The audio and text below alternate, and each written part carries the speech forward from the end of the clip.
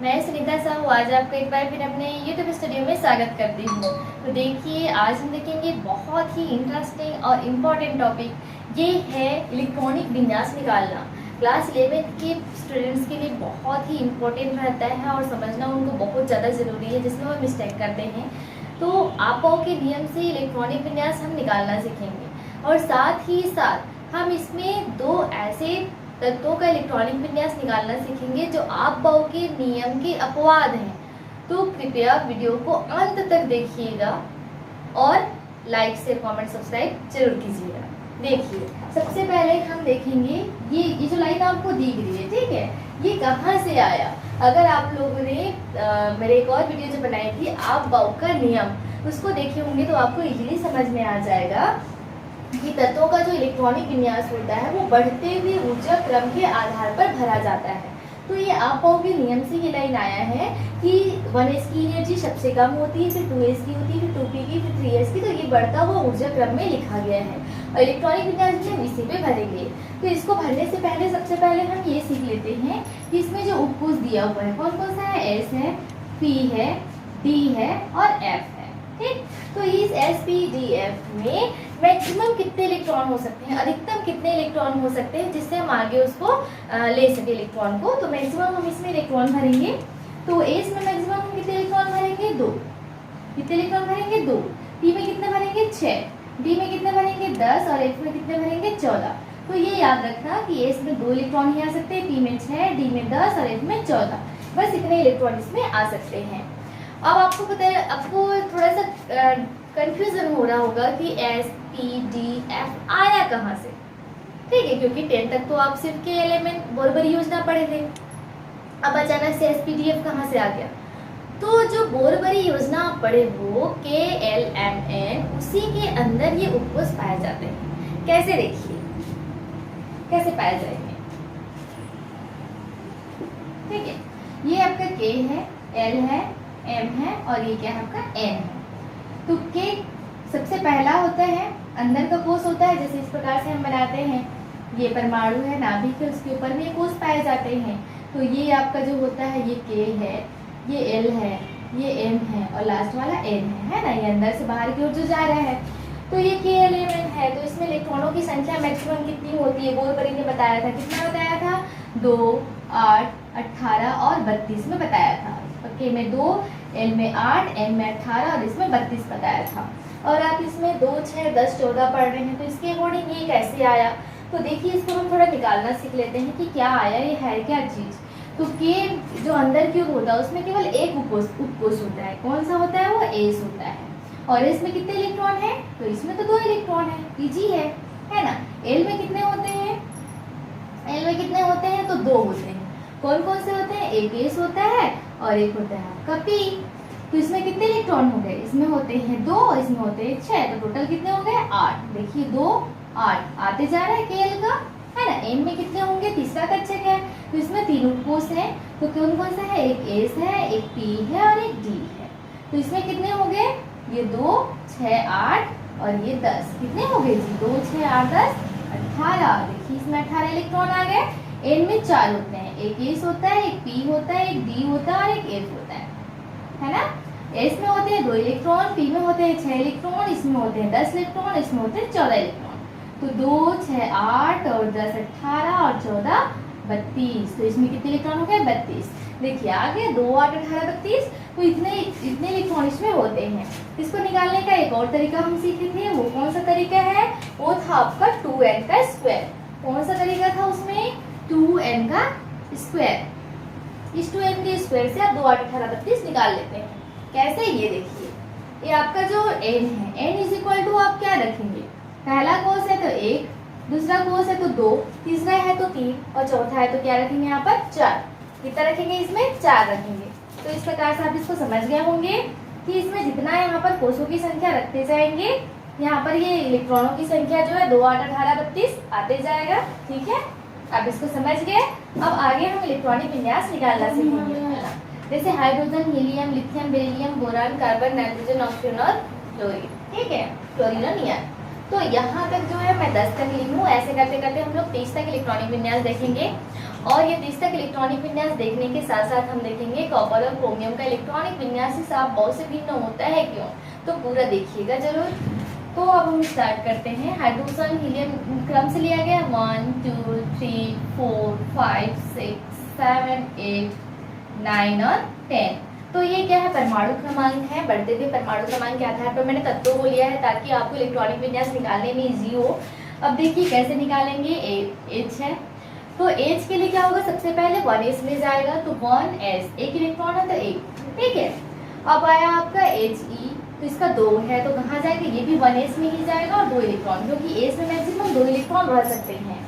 अब लिथियम की बारी आती है तो वो है क्या, 3, तो 3 है तो 1s और 2s दोनों यूज होगा, क्योंकि 1s में तो 2 इलेक्ट्रॉन रह जाएगा, अब एक इलेक्ट्रॉन बचा है क्योंकि 3 है तो ये जाएगा 2s का 1, ठीक है। अब बेरिलियम की बारी आई 4, तो 4 है तो s में दोनों में 2 इलेक्ट्रॉन रह सकते हैं, 1s2 और 2s का 2, ठीक है। अब आता है बोरान की बारी। बोरान का 5 है। देखिए स्टार्टिंग जो हो रहा है वो एज इट इज रिपीट हो रहा है, उसमें आपको कुछ करने की जरूरत नहीं है। ये 1s2 है, फिर ये 2s2 है तो 2 2 4 हो गया, एक बचा आपका 5 के लिए, तो 1s2 के बाद क्या है जी आपका 2p आया, 2p का 1, ठीक है। अब ये p जब आ गया आपको तो अब आपको बहुत इजी होने वाला है, क्यों, क्योंकि ये तब तक आगे बढ़ते जाएगा जब तक कि p में 6 इलेक्ट्रॉन ना हो जाए, और ये तो आपका सेम रहेगा। कैसे सेम रहेगा देखिए, 1s2 2s2 2p2 है ना, यहाँ पे क्या हो जाएगा 1s2 2s2 2p3, गिन लीजिए इलेक्ट्रॉन को, 2 2 4 और 3 7 7 है, यहाँ पे गिनते जाइएगा। ये भी सेम होगा 1s2 2s2 2p4, ये क्या हो जाएगा 1s2 2s2 2p क्या हो जाएगा 5, है ना, ये क्या हो जाएगा 1s2 2s2 और 2p6। देखिए कितना इजी है, यहाँ पे p का 6 इलेक्ट्रॉन कंप्लीट होता है। अब हम आगे देखेंगे 11 से 20 तक का, तो देखिए आगे स्टार्ट करते हैं। इलेक्ट्रॉनिक विन्यास बहुत इजी है, केवल आपको कितने इलेक्ट्रॉन होते हैं किस कोष में ये आपको ध्यान में रखना है। तो देखिए अब स्टार्ट करते हैं हम किसका, सोडियम का, है ना, सोडियम का होता है 11, फिर आपका मैग्नीशियम 12, फिर एल्यूमिनियम 13, फिर सिलिकॉन 14, फिर फास्फोरस 15, फिर सल्फर 16, फिर क्लोरीन 17, फिर आर्गन, ये कितना होगा आपका 18। यहाँ तक देख लेते हैं। अब इसके लिए इलेक्ट्रॉनिक विन्यास निकालेंगे बहुत इसी तरीके से। कैसे हो जाएगा, यहाँ पर देखिए 11 है तो 1s में कहाँ जाएगा, 1s में 2 इलेक्ट्रॉन, फिर 2s में 2 इलेक्ट्रॉन, फिर 2p में 6 इलेक्ट्रॉन, है ना, तो 2 2 4 और 6 10, एक बचा आपका, कहाँ जाएगा आपका 3s 1 में, फिर ये भी इजी है, कहाँ जाएगा 3s के बाद 3s2 में जाएगा, 1s2 ये 2s2 ये 2p6 और ये आ जाएगा 3s का 2, ठीक है, 2 इलेक्ट्रॉन गया। अब बारी है आपकी 3p की, क्योंकि यहाँ पर s में तो 2 इलेक्ट्रॉन मैक्सिमम इलेक्ट्रॉन खत्म हो गया, 3p में जाएगा, तो देखिए क्या हो जाएगा, ये हो जाएगा 1s2 2s2 2p6 3s2 3p1। अब देखिए वही आ गया जो आ रहा था, अब ये 3p में तब तक जाएगा जब तक कि वो कितना हो जाए, 6 ना हो जाए।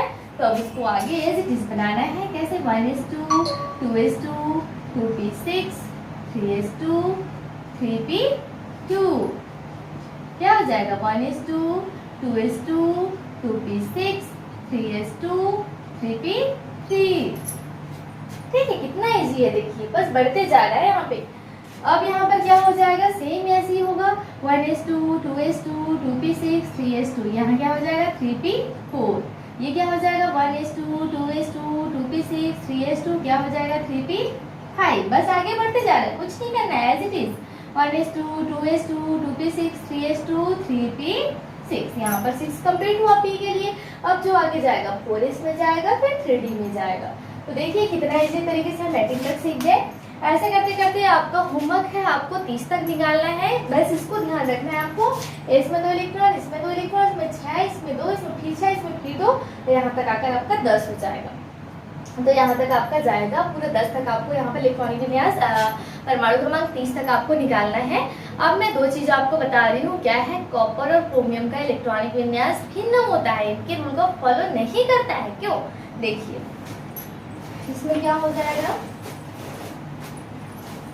किसका देख रहे थे हम, कॉपर और क्रोमियम का।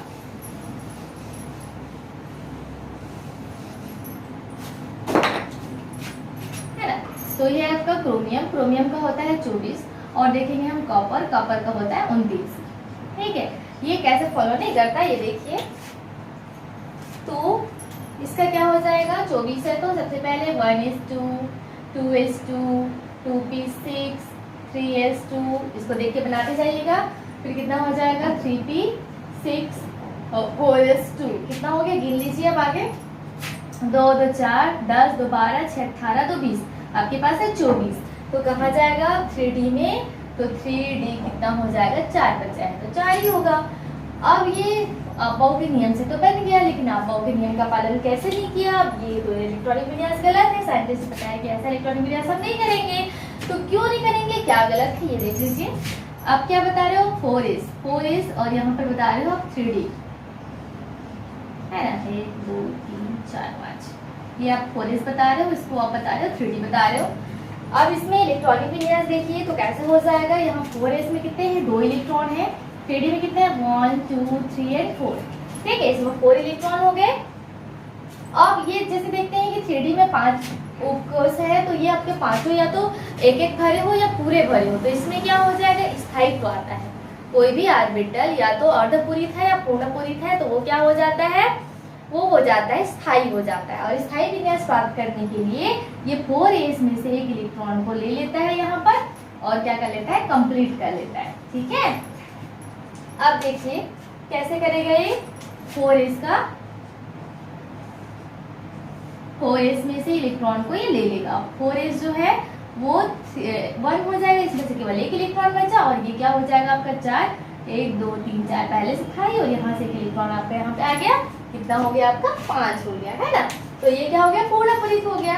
इसीलिए जो हम यहाँ पर लिखे हुए हैं 4s2 और 3d4, ये ना होकर के क्या हो जाएगा यहाँ पर, ये हो जाएगा 4s1 और 3d5। और ये जो इलेक्ट्रॉनिक विन्यास यहाँ बनना है ये सही है। यहाँ तक तो ये पूरा सेम रहेगा, 1s2 2s2 2p6 3s2 3p6, उसके बाद 4s1 और 3d5। ये नहीं करना है हमको, ये करना है 4s2 ना करके 4s1 करना, 3d को 5 कर देना है।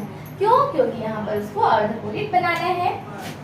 अब हम देखेंगे नेक्स्ट, सेम इसी के जैसे होगा। क्या होगा इसमें, कॉपर का कितना होता है 29, क्या हो जाएगा 1s2 2s2 2p6 3s2 3p6 4s2 और 3d कितना हो गया, 2 2 4 6 10 2 12 6 18 तो 20 और 9 29। यहाँ पर आपका 9 आ रहा है, तो 9 आया तो भी गलत हो गया। क्यों, देखिए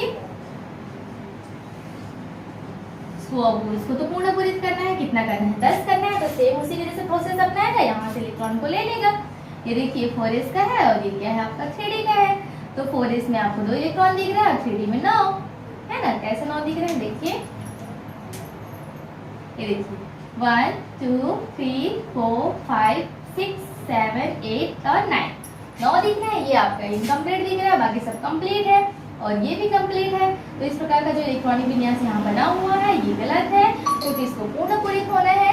तो पूर्णपूरित होने के लिए अभी क्या करेगा, 4s में से एक इलेक्ट्रॉन को इसको ले लेगा और क्या बना देगा यहाँ पर, यहाँ बना देगा वो पूर्णपूरित, है ना। पूर्णपूरित बना देगा, इलेक्ट्रॉन को वहां से ले लेगा। कैसे, यहाँ पर 2 इलेक्ट्रॉन थे उसको 1 इलेक्ट्रॉन बना देगा और सब में क्या करेगा, इलेक्ट्रॉन को पहले पूर्णपूरित बना देगा। ये इस प्रकार से सब में ये भर जाएंगे। ठीक, तो होने के अधिकतम बहुलता के नियम के अनुसार सब में एक एक भरेंगे, उसके बाद उसको पेयरिंग करना स्टार्ट करेंगे। तो इसलिए आपका कॉपर का भी जो इलेक्ट्रॉनिक विन्यास होता है ये ना होकर के क्या हो जाएगा, 4s का 1 और 3d का 10, ये हो जाएगा और ये सही है। तो इस प्रकार से आप देखिए कॉपर क्रोमियम का इलेक्ट्रॉनिक विन्यास क्यों होता है। अपाव के नियम से आपको इलेक्ट्रॉनिक विन्यास निकालना है, तो 30 तक आपको इलेक्ट्रॉनिक विन्यास निकाल करके दिखाना है। ये आपका होमवर्क है। अगर आपको समझ में आ गया तो लाइक शेयर कमेंट सब्सक्राइब जरूर कीजिएगा। धन्यवाद।